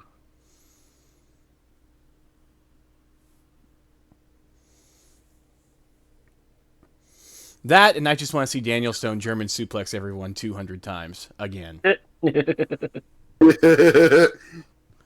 We'll see Zahia Morgan 2.0, but this time with 6 other people. Maybe 7 if he feels like his partner's not up to the task. But with that being said, we get into the realm of Supernatural now, as it's the current Queens of Wrestling Tartarus champion in a non-title match against the debuting and ultra mysterious Sanaya Annex. Nia Annex. Where have I heard that name before? She is brand new to the virtual wrestling scene, brand spanking new. She's a witch of some kind. Not much is known about her other than the fact that she's been tormenting Jennifer Cruel. Wait, that witch? Yep. I would go with the witch. However, the fact that Jennifer Cruel, who's pretty much like the belt is stated, has been in Tartarus, has been pretty much in purgatory, pretty much been in hell for a lot of her career. And crawled her way out of it by being Captain Marvel. Mm-hmm. Oh yeah, V-Pac, did you hear about that? She beat Captain Marvel. One of these days, there's gonna be a rematch. Yeah, that's true. She beat her twice, technically. But anyways. I'm gonna go with the champ retaining. Not just because, It's a non-title match, so of course she's retaining. Oh, it is a non-title? Yeah, it's a non-title. Oh, of course, one was for the Tartarus. You said it was for the Tartarus title. Yeah, the VW board of directors couldn't put the title on the line against someone who's just debuting, unfortunately. Okay. Well, the champ's gonna win anyways. All right, Robert, who do you got? I'm gonna have to go with the witch. She's living rent free in the head of Cruel. She's got her mentally. I have to go with the witch. All right, V-Pac. The witch. Mr. Roman, who do you have? I got a 51-49 split for the witch. She seems like she has the edge, but it wouldn't surprise me if Jennifer Cruel decides to pull out some tricks of her own to get the advantage on her. I mean, Jennifer Cruel. To add to your point, Jennifer Cruel is a 2-time Diamonds World Champion for a reason. So, I will give it to the witch, but I would not be surprised if Jennifer Cruel managed to pull out the W. And as I'm intrigued as to what would happen if the witch Sanaya Annex won. My money's gonna be on Jennifer because I'm sorry, Jennifer won her first Diamonds World title by pinning Revy. Fair enough.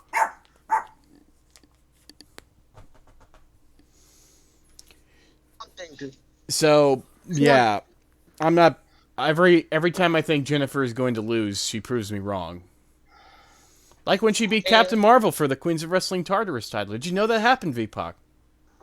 I swear to God, you just keep pushing it. But I mean, let's not act like Revy has had a hard time with a witch. I mean, just think of recent places. That's all I need to say. So, with that being said, here's a dangerous match, a Lion's Den match. Oh God! Should be familiar to those of you who watch New Dawn.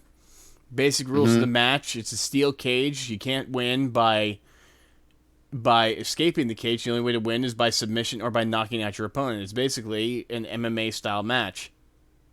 Basically. And it is between George Alpine and Samoa Joe. Oh, I got Joe all day. I'm sorry, Alpine, but it's Joe. Jason, who do you got? I would say Joe, but here's the thing. Joe, right now, his body is starting to catch up with him. Mm. The amount of punishment he's put himself through over the years. How many times have we heard, "Oh, Joe's on the shelf again. Joe's on the shelf again." If this was like Joe 5, 10 years ago, Joe all the fucking way. True. But current Joe with his body slowly breaking down, I'm gonna have to go with Alpine on this. V-Pac. Well, Speaking to the person who beat Alpine at the last Revolution, of course. yeah, I did. Which is why I'm also picking him to win here. Mr. Roman, who do you got? You see, one part of me would like to go with the Nation of Violence, but this ain't the Nation of Violence. This ain't that Samoa Joe anymore. This is a Joe that has years on his body. So much damage that's caught up to him over the years.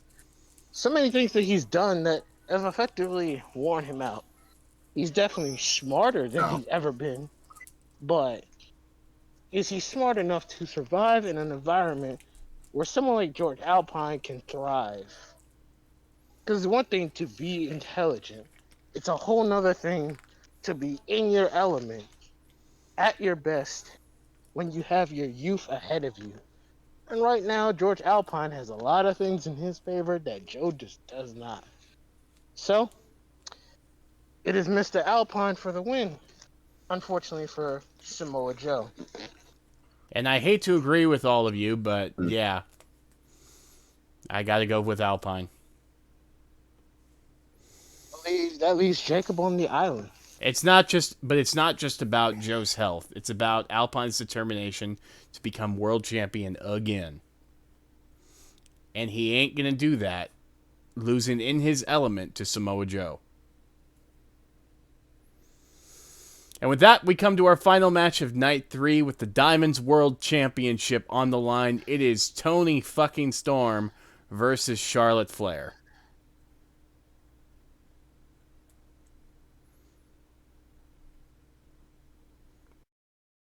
I'm gonna pull the odd man out. I'm gonna say Toni Storm stuns the Queen and leaves Diamond's world champion.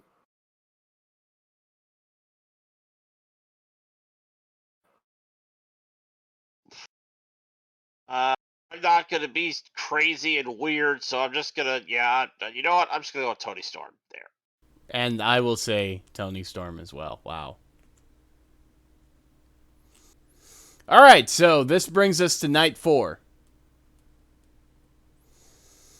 And the first match on the card is a violent one. Last Assassin Standing. James Needham versus Andrew Tanaka. But I got the next question. Go ahead. I would say Needham, but what he's been through this year, the amount of injuries, the amount of times he's literally faced death. We've talked about this with Joe. I'm going to talk about this with Needham. I mean, for God's sake, the heart's there, but that's only so much that can carry you through if your body gives out. I don't think Needham's going to win. No, I have to agree because remember, Needham took a fucking sword to the gut and fell off the hell in a cell at Dead Summer. I'm going with Tanaka. Going with Tanaka. I'm sorry, Needham, but unfortunately, other times catching up onto you too fast. All right. Needham has no chance in hell of beating Andrew Tanaka. Not on any good day of life. Even if he somehow makes the match, he is not winning. His fate was sealed the moment that sword stabbed happened. So to be honest with you, this is a foregone conclusion here. Andrew Tanaka has this win in the W. It's just a matter of, is Needham going to be able to make the match at all? And here's a warning to all kids: do not run at a Nord with a fucking sword. V-Pac, who do you got?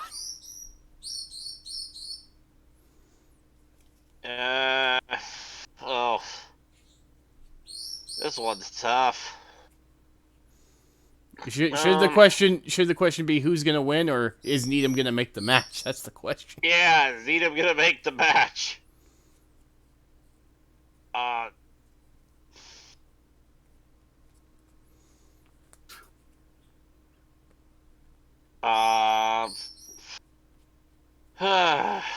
probably have to. I'll go with Needham. I'll be the odd man out. I think he'll somehow find a way to win. If he does, that'll be the biggest shocker of the year. Yes, it will. And if he makes it. I'm gonna point out one thing. Considering this is on the last night, we know what the match is gonna be at the end of this night. Tanaka's not just gonna come through this because Needham is hurt. He's gonna come through this because Needham may have Tanaka as a target right now, but Tanaka's got somebody else, and if he's got to go through Needham to get to that moment, to get to that spot, he's gonna do it.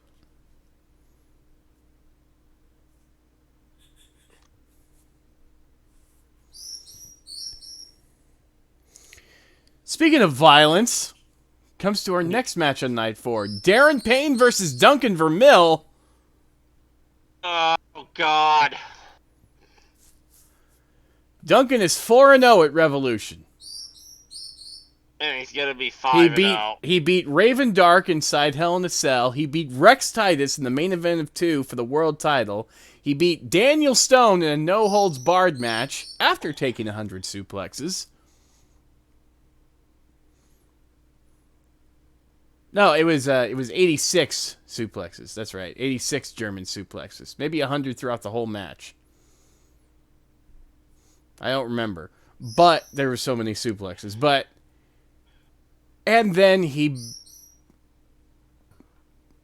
murdered Kevin Cash in Last Man in Hell. Mm.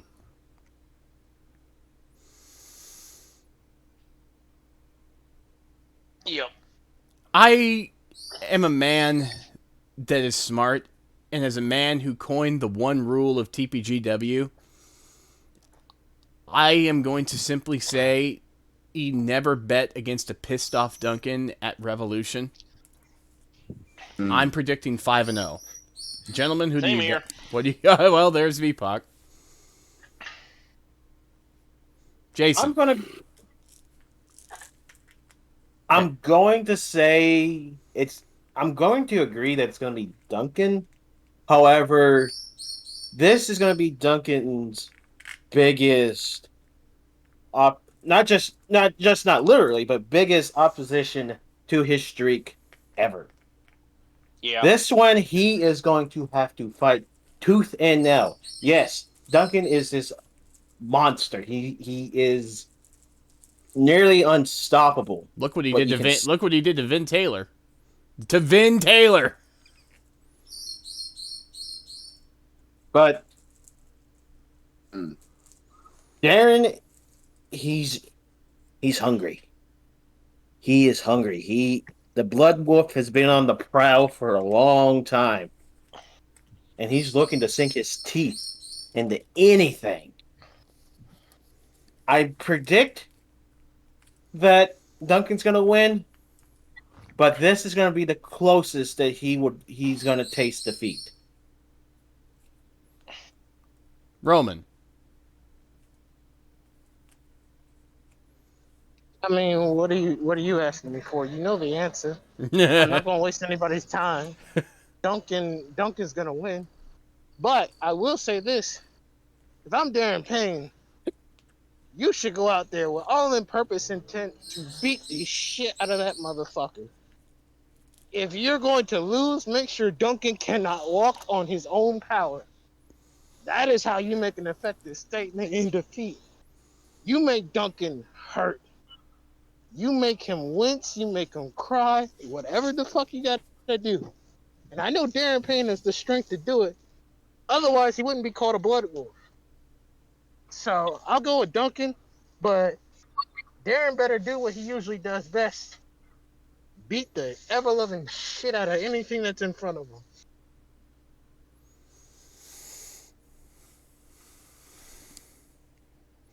And with that, we brought up the two matches Holly made to test the Diamonds division. Now we come to the second one. Kitty White versus Celeste Amira, a rematch of Prestige 2.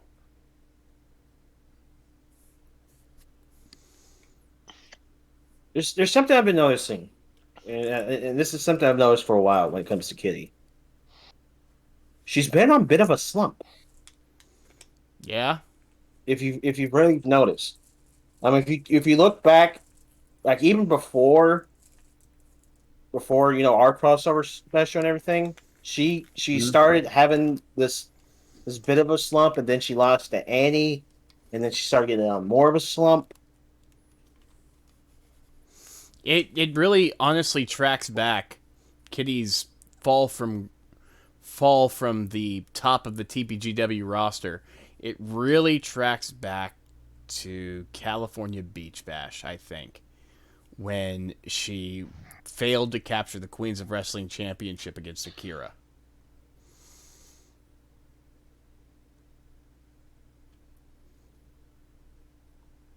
And the thing is, Celeste, yeah, you can say she's had a bumpy couple of years, especially anytime she goes one-on-one with a certain Russian war machine.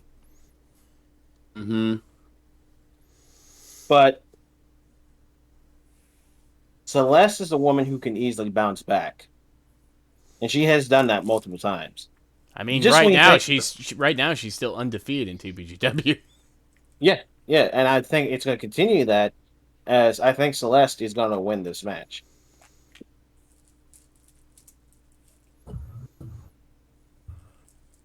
Robert, who do you got? As much as I want to go with the Enigma Kitty White, I hate to admit it, but everyone on this panel is right. Celeste is undefeated in TPGW. She's been on a rampage ever since. I have to say that unfortunately the Heavenly Goddess is going to collect another sacrifice. Revolution. V-Pac.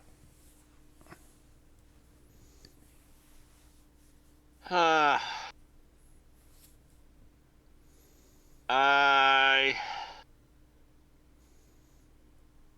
think I'm gonna go with Kitty on this. I think she's gonna finally overcome whatever's caused her to be in this slump and actually pull out a win. Okay, Roman.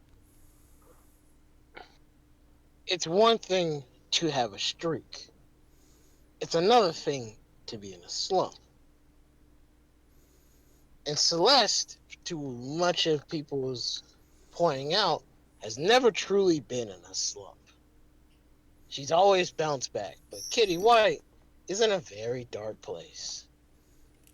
And it's very much like Rex and Malik. You would think Celeste has the edge here. But quite frankly, I think she's walking into something that she's not ready for. What is Celeste Amir going to do when she's fighting something desperate for a win? And I mean very desperate for a win. There is no telling what Kitty White will do to get that win. So if anything, Celeste is the one on the pressure cooker. You have to stop Kitty White. Otherwise, Kitty is going to flatline your streak. So I'll go with Kitty White.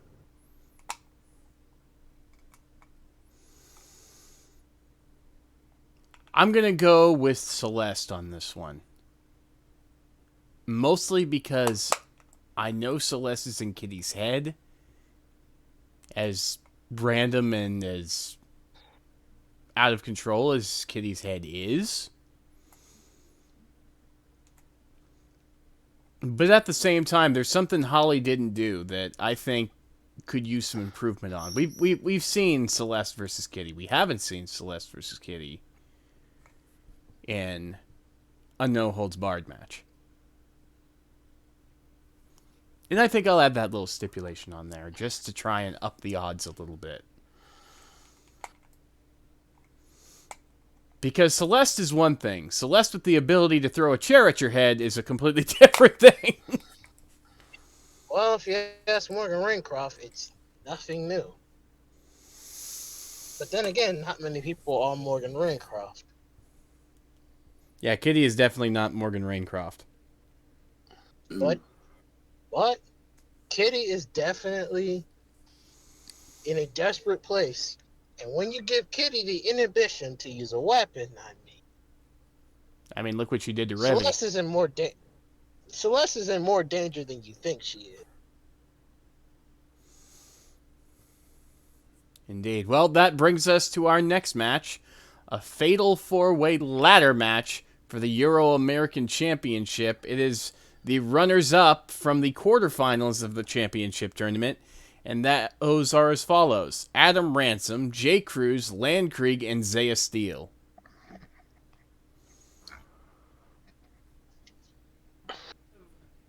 Two people who I think are going to win this. I think Zaya is going to win it because every time he's been, hasn't like the last 3 Revolutions he's walked out with his belt, or the previous 2. Not with this belt. With the first one, yes, he beat George Alpine for it at Revolution 3. At Revolution 4, he was actually Triple Crown champion and successfully defended against Rex Titus in a steel cage. So, in his recent history, it seems like anytime he's involved in some kind of title match at this show, he walks out the champion. Either the new or the challenger. Or you retain. Yeah. So that's why I think he has a strong shot. But there's one wild card in this match. Oh, there's a big wild card.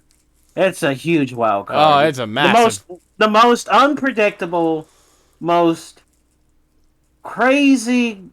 You don't know what the fuck what kind of paranormal shit's gonna pop up. Everyone could that ladder could be. He could have tricked everyone and made sure all those ladders actually were made out of chocolate. You know, like chocolate coins, but it's chocolate ladders. Just because how nuts he is. I know exactly where you're going with this. You're talking about Landkrieg, aren't you? Landkrieg. You can't. He's so crazy. He's so wacky. He's so out of nowhere. You can't count him out of anything. He's crazy, but his craziness usually gets him the win. I want to go with Zaya Steele on this one because he has been that good. I have to agree with Jason. You gotta keep your eye on Mr. Landkrieg, and it's going to be his time. He is going to be leaving Euro American champion. It's going to happen. V-Pac. Oh, you don't have to ask me twice, Landkrieg. Roman.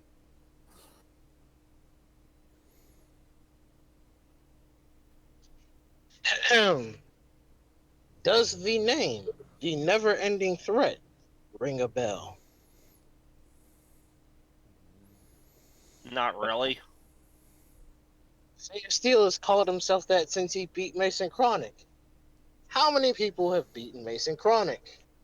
Please point them out for me. I don't know a whole lot of people.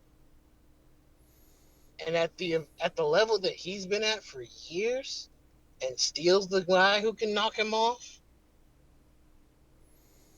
I'm not going to doubt the Prince of Death anymore. So here's my counter to this. Landkrieg may be unpredictable, but Death is more unpredictable than Landkrieg. And when you call yourself the Prince of Death, I mean, I'll go with Zaya Steele. Party pooper. Now, well, it would be interesting to see Landkrieg as Euro American champion. While it is absolutely a possibility that Zaya Steele will win this, and while Adam Ransom is an absolute monster, the advantage isn't really with any of these big men in this ladder match, is it? That's the thing. Yeah, that is the thing. This match is full of 3 monsters and 1 other person. And here's the thing about that one other person. He is hungrier than he's ever been. Look how far J. Cruz made it. The only belt he's ever held is the Underground Internet Championship. He's a bona fide mainstay of the 229 division. Yet, for some reason, this small little man with all this agility and all this speed has made it all the way into this match. And you're telling me he's not going to win this in a match that is designed specifically for guys like him? No. J. Cruz is going to be Euro American champion, in my opinion.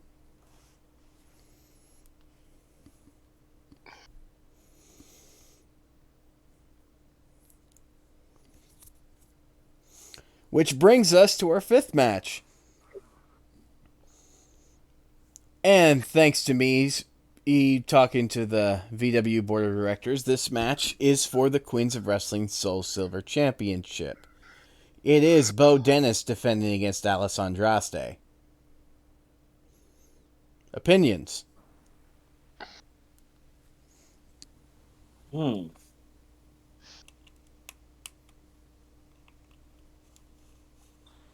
are the 2 men again? Alice Andraste and Bo Dennis. Oh, it's women. My bad. I'm sorry. I'm zoning out here. I'm going to have to go with Bo. I'm going to have to go with Bo. Because we know Bo's history. We know what she's capable of. We know if anyone knows anything about her unpredictability and her craftiness, but also her skill, it would be V, considering she's been a big mainstay in UCWL. Yes. She just recently returned to UCWL, actually. And she didn't come alone. Which I don't think that's going to play a factor in this match. However, you never know. because how crafty she is and how good she is, I don't think she will need him. I don't think she's not going to win this cleanly, but I think she's going to win it.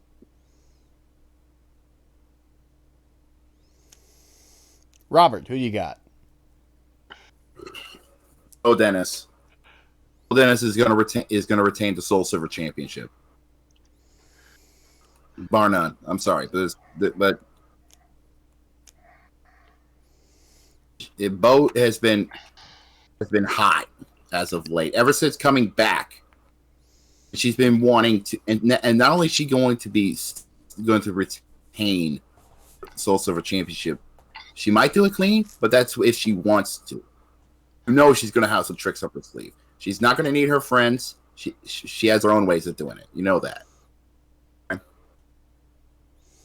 V-Pac. I'm going with Bo Dennis to retain. All right, Roman. So, let me give you a lesson before I humor you with the answer. What's Alice's track record here in all of virtual wrestling? Former Diamonds World Champion and someone who has been in the mind of Bo Dennis and kind of costing her matches whenever she's in TPGW. Okay, that's fair.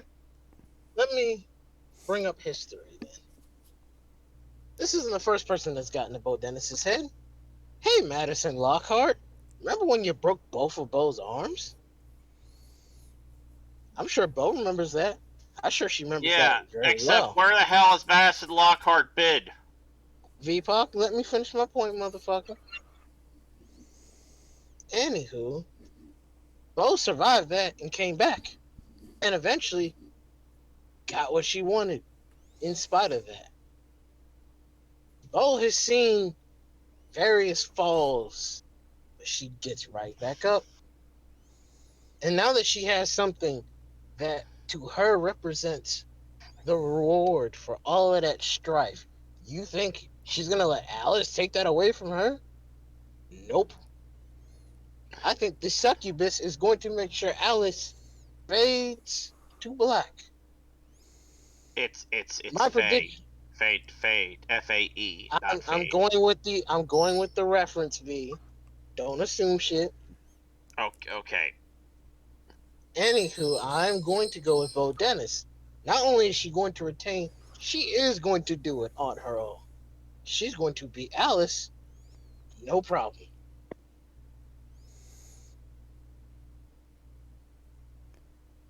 So I guess it's up to me to be the odd man out, and not because of bias reasons.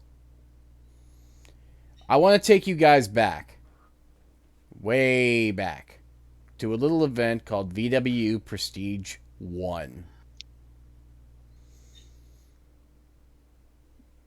8 women competed in an over-the-top rope battle royal until there was only 2 left, and those 2 fought to become the first ever Soul Silver champion.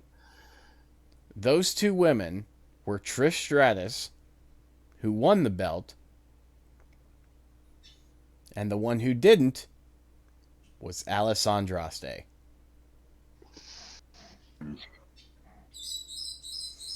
Alice has been waiting for this moment. She has waited patiently to get another shot at the belt she could not win. She's not going to let it go without a fight. Bo might walk out as the winner, but she's going to have to damn near kill Alice to take it.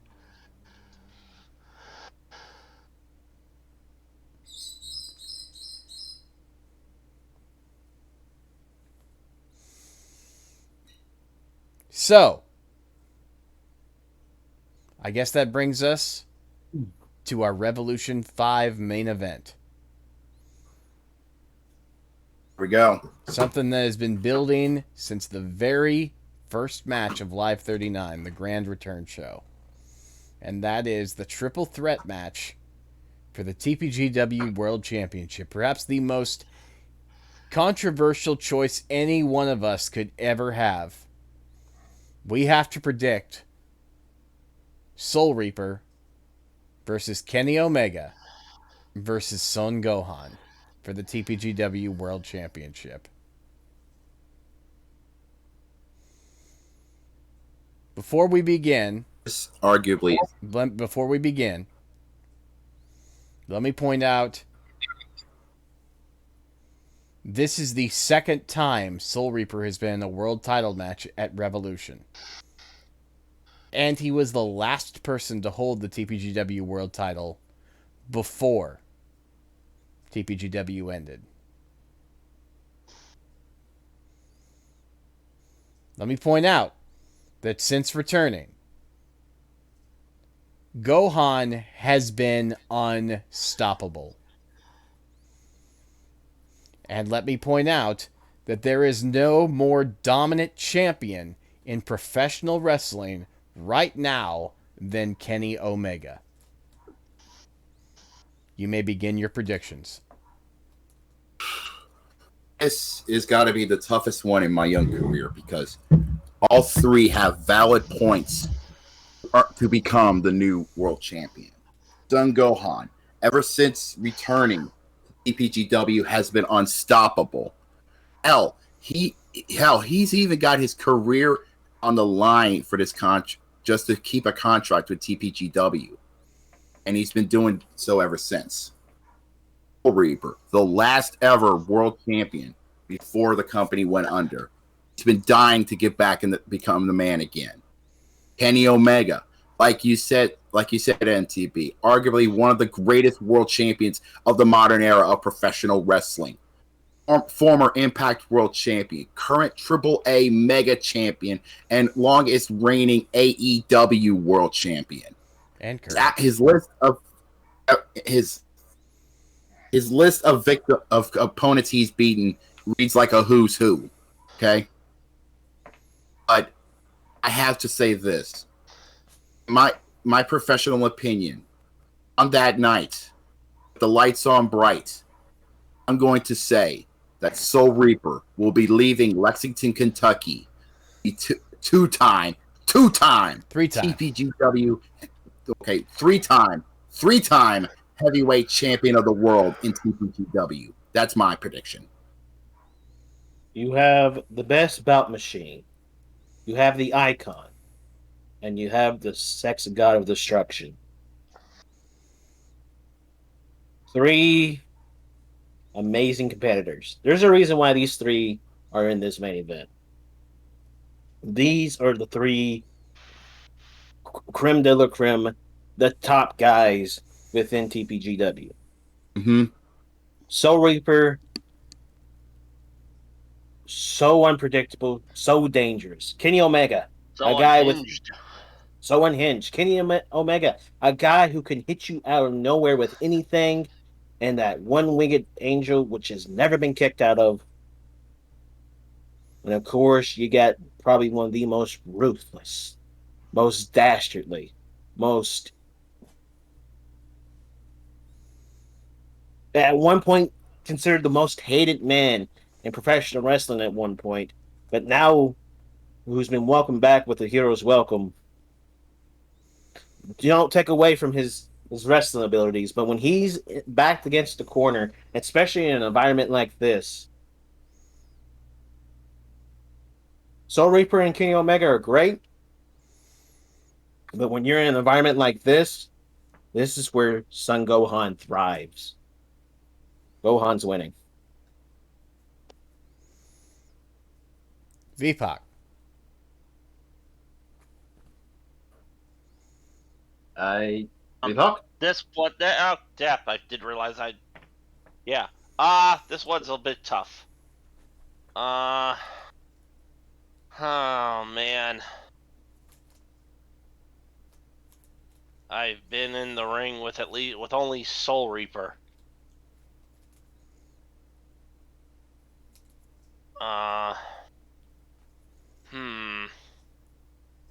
Oh god, you know what? Fuck it, I'll just go with Gohan, just to be safe. Roman. There is only one man in the history of all of CAW that managed to hold a world title for years. And I mean actual years. Now, whether that's due to certain things like hiatuses is a whole nother conversation. But let us not ignore the fact that this is Son Gohan. And I don't care how ruthless Soul Reaper may be or how dangerous Omega may be. This is Son Gohan. This may be the most infamous individual to have ever stepped in a call wrestling ring. Point blank period. If you are to overcome Gohan, you have to overcome not just him, but that Saiyan energy, that Saiyan passion, and those goddamn Zenkai boosts. And I think Soul Reaper may have unintentionally given Gohan an extra boost. So personally, Gohan had this one the moment he was in the match. I'm not wasting my time.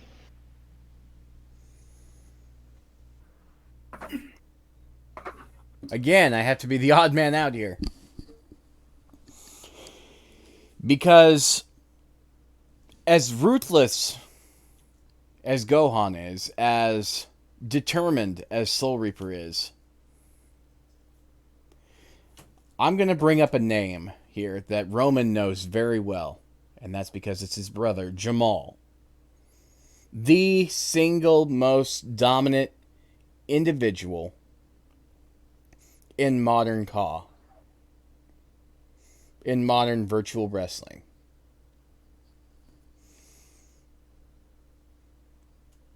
And Kenny Omega beat him without even using the one-winged angel.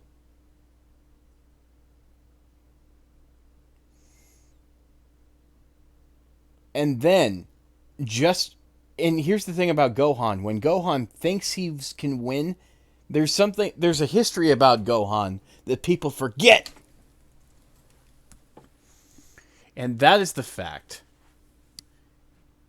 that Gohan, when he thinks he can win, can become unbelievably overconfident.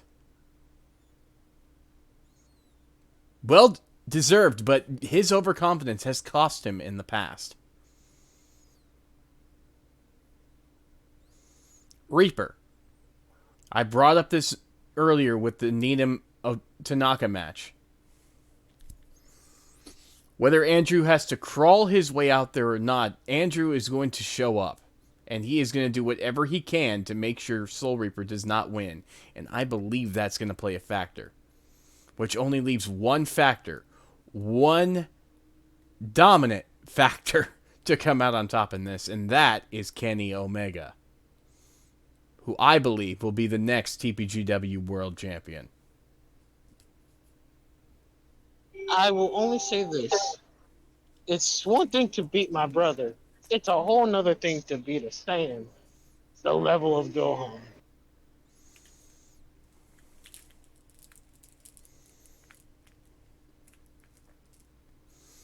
Well, It's going to be something to behold once yeah. the final bell rings.